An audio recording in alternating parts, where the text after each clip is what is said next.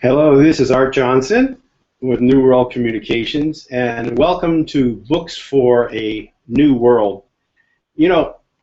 After experiencing some of the changes in my own personal life's journey and working with different people, I realized there's a need for sharing some really vital information that can help people get unblocked, how they can actually be more efficient, more effective, more prosperous and happier in their life.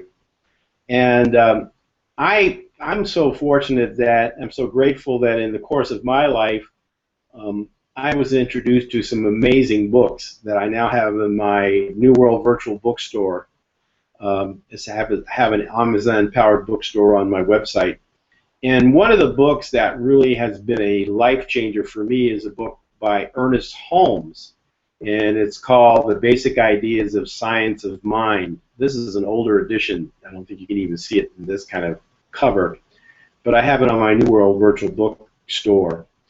And it's a book that really just spoke to me, and I think it'll speak to you if I share some of the things out of the introduction with you.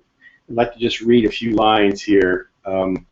We all like to feel the need that we can depend on certain definite principles because our minds have been trained to know and understand the necessity for such a systematic basis as a foundation for our belief. An intelligent thinker deeply desires a way of life which shows him how to be successful in his work, his business, or profession, happily adjusted in his home and to his environment, strong and vigorous in body, and keen of mind. Wow, keen of mind. I mean, this just really speaks to me in terms of that. Above all, he says, he seeks something which will satisfy the hunger of his inmost nature, the longing for something steadfast and secure on which he can rely. And this is a kicker, because I'm not a churchgoer, and I'm not even a member of a church right now, but he says here, and whether or not he admits it, and he can be he or she, he yearns for an understandable, permanent, and dependable relationship with God. Wow. It is to meet these needs, which all humankind has in common, that his introduction, which is what I'm reading, to his Basic Ideas of Science of Mind was written. And so no matter what your past, your present circumstances, the application of these ideas will give you a new insight into your own inherent nature and will start you on such an intelligent system, happy and purposeful way of life that your experience will become wholesome and satisfying. Wow, is that an introduction?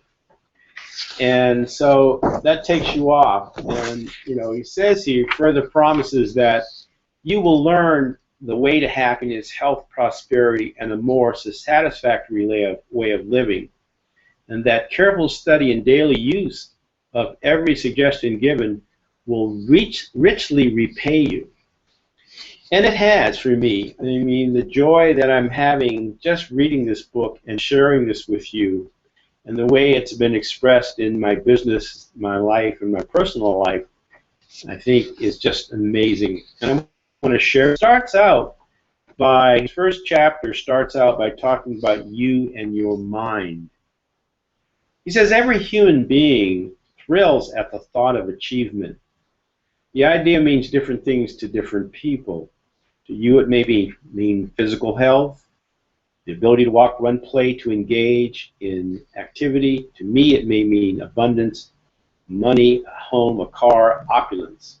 To another, achieving education, or the ability to get along with people. Whatever achievement or happiness may mean to you, the fact is you desire a larger amount of it and a closer affiliation with it. Wow.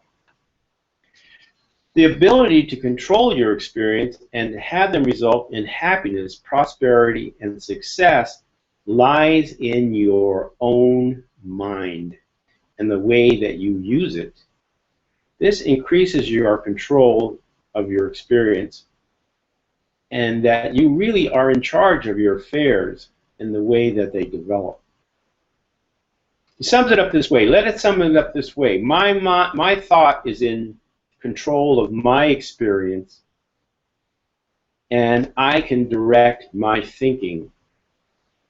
And he wants you to just think about that, because that's the most astounding statement that he makes. He wants you to repeat it a couple of times. My thought is in control of my experience, and I can direct my thinking. And most people think that their experience is what determines everything else. But he is saying, yeah, you're taking things in, but it's ultimately how you think about and what you conceive and what you believe that what you're going to be able to achieve. Certainly you do not have to believe this, he says, and you do not wish to until you have investigated, heard the arguments in its favor, and observed whether or not it works for you after you've given it a fair trial. That is the way the intelligent mind approaches any new idea. So he's actually appealing to your intelligence with intelligence about this intelligence. I think this is amazing writing here. So he invites you on what he calls an intellectual investigation. However, he's written this book for three kinds of different people. The intellectual, which he obviously is, the practical person who doesn't necessarily want to know all the in and outs of the rationale for it. He just wants to apply it and for a practical way to get where he needs to go. And then the rational person who has to make a rational case for everything. And then he's also the people who just have that kind of almost the mystical sense of trusting in spirit. He's really speaking to the needs of all different kinds of people. And he also speaks to the skeptical Christian who says, well, wait a minute now, my church tells me what I need to think, and if you're going to have anything that's going to get in the way of me in my belief in God and Christ or Buddha or Muhammad, then I'm not going to listen. And he said, well, look, this is it's all true. You all have a direct approach to God. And so he says, yeah. And the reason why you do is because you're personally important. And the reason why you're important is that, first of all, what the first premise that he gets into is that this whole notion of everything in the world, everything in your experience is a product of experience, but not only your experience, but of a divine experience that is set forth in the larger mind, what he calls the universal mind or the one mind, which is everywhere. It's everywhereness. It's omnipresent or omnipresence. It's omnipotent and it's all-knowing. And you can tap in by learning how to control and direct your mind. You can tap into this amazing, through what he calls constructive thought, this whole creative process that creates the world and creates your world of experience. Amazing. So anyway, he goes through this and he talks about, he wants to set that up by, the first chapter is called You and Your Mind, and explaining where your mortal mind fits into the larger, is a part of this larger expression of universal mind, or the one mind, which is everywhereness. There's nothing in life that is not part of an expression of that. So, and he sets it up in a very neat way. He has a goal. And you right in the middle of that circle, but it's divided into thirds. And the first third of that circle is conscious mind, thought, wisdom.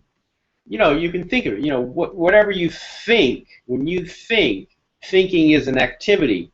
And as soon as you have that thought, another part of your mind, subjective mind, which uses your mind and treats it as law. So whatever you think okay, and believe, then subconscious mind, without question, takes that and creates a world of experience.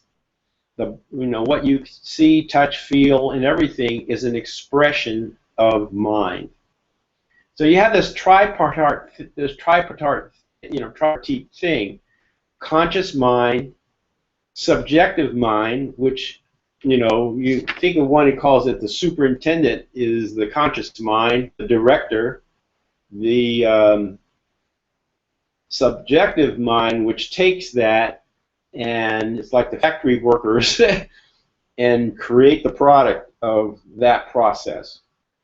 And so that's a very interesting thing because it happens so subtly. You have to be really conscious of the fact that you are actually creating your own experience. That is a radical thought. Most people think that there are products of their experience. To some extent they are, but they're products of the experience of their own mind experiencing and making sense of the world and creating that world based upon that experience. So he really, he said, now once you start to get into that, in the later chapters of this book, he's going to talk about how to practically apply this understanding of the law of mind, the science of mind, in a way that will guarantee your happiness, your prosperity, in creating things that you want for yourself and for the world. He ends up in this chapter, after going through that diagram, with 4 different principles to remove self. And I'm kind of coming through my notes here, and I'll read them, and it's something to kind of leave this in terms of this segment here. Number 1, here's some. It's time to remember 4 things. Number 1, everything is mind, and therefore you are a part of it. It's also important in terms of this whole idea of the conscious mind thinking the thought and then the subjective mind taking it and doing and creating experience with it, is that mind responds to mind and produces according to your believing thoughts. And number 3, you have a right and power to think what you want to think. Therefore, you may create desired good conditions for yourself and for others if you learn how to control and direct your own mind in a constructive way. Okay? So, you control your own good, which is the 4th one, and may transform your life into an experience of happiness, health, and prosperity. So next time, what we're going to do in Chapter 2, we're going to investigate how Ernest Holmes applies this constructive thinking, this tripart thinking of conscious thought applied to your health.